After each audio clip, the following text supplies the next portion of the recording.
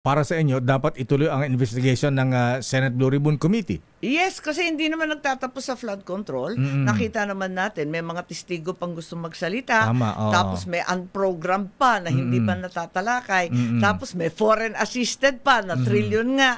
Naku, napakadami pang bitin, kaya nagtataka ako.